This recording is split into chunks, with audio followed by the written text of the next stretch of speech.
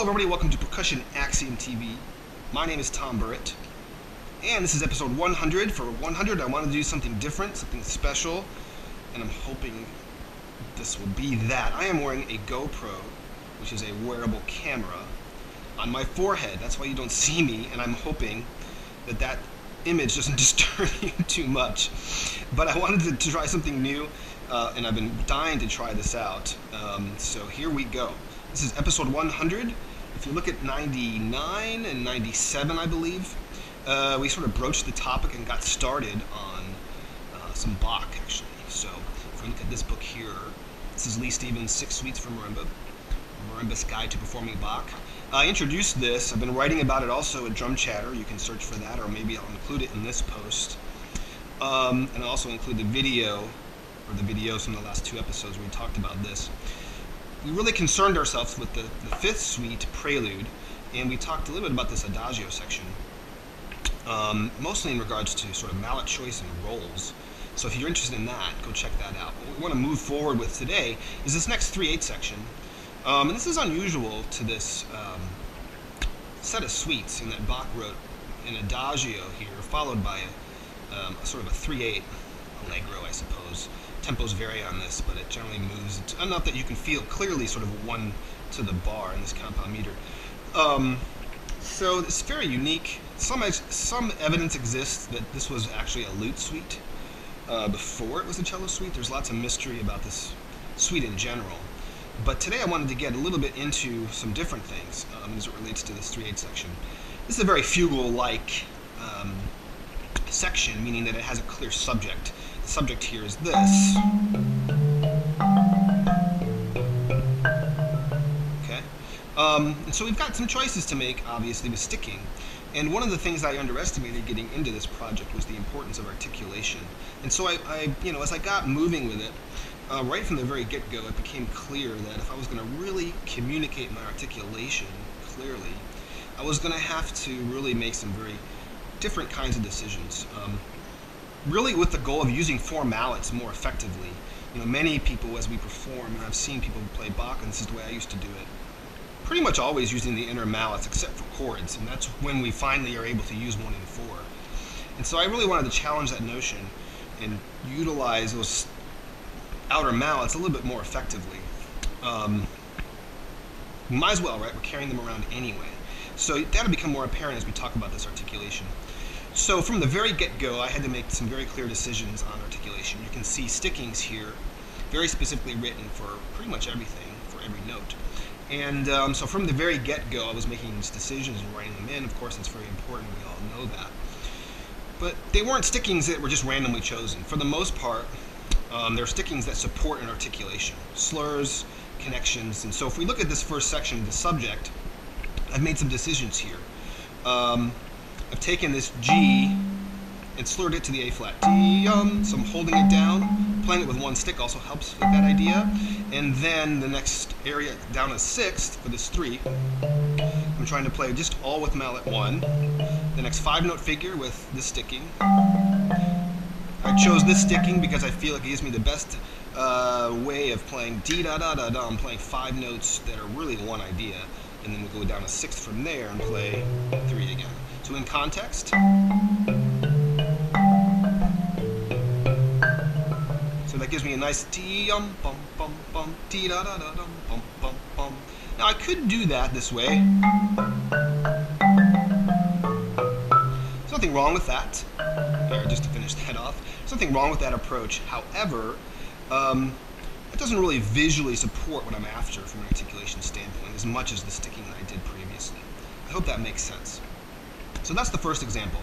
The next example in C minor is a great key to utilize this in is for scalier passages, playing, utilizing this sort of idea, using lots of sequential stickings for scales.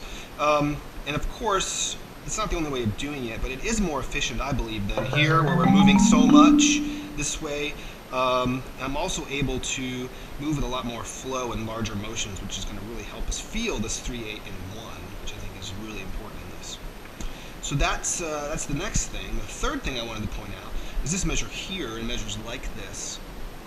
You can see here we got slur 2, slur 2, slur 2 leading up to this cadence. What we want to do there is, again, I can play it very easily that way, and even imply those slurs by emphasizing the first of those two notes.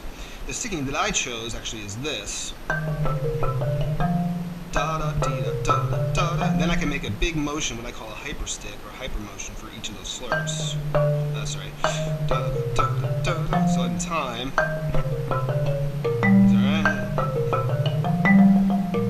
something like that. So what you see from that approach then is a visual representation of the actual articulation that I'm after. Okay, does that make sense?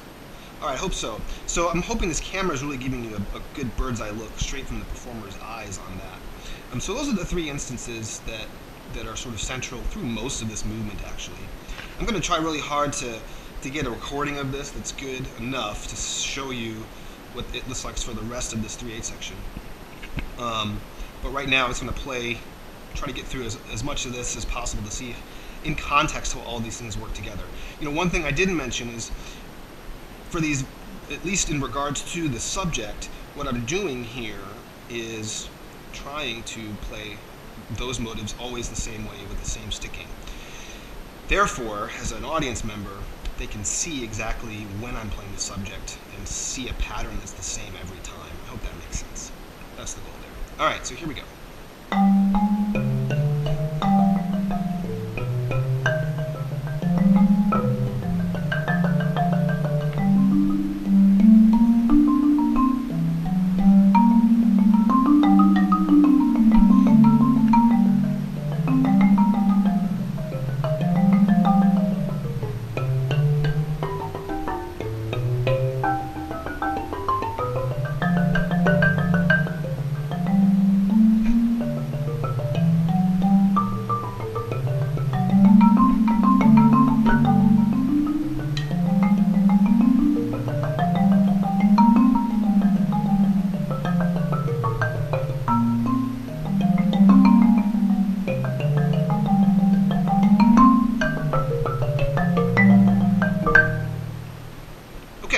So there you see that big chunk of music, which is sort of the first major phrase with the cadence in E-flat major.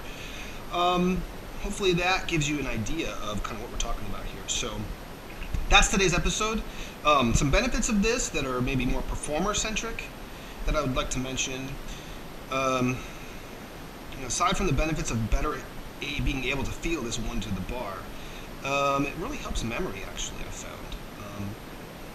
When you assign very specific patterns to sticking, sequences, etc., scales, it becomes much easier to sort of manage what happens next. Okay, and obviously that's a huge benefit as a player, to find stickings that can really help you remember what's coming up, and also in how that helps muscle memory. So I hope that makes sense. I would love your thoughts on this process and anything you might do. Obviously, I say every time these episodes, while it is a certain way, a great medium for me to get sort of my thoughts out there, to see what I'm sort of grappling with.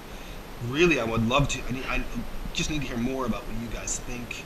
Maybe some feedback on the GoPro thing, but also what you would do in these situations, so we can start a larger discussion and learn from each other. All right, so thank you guys very much, and we will see you next time.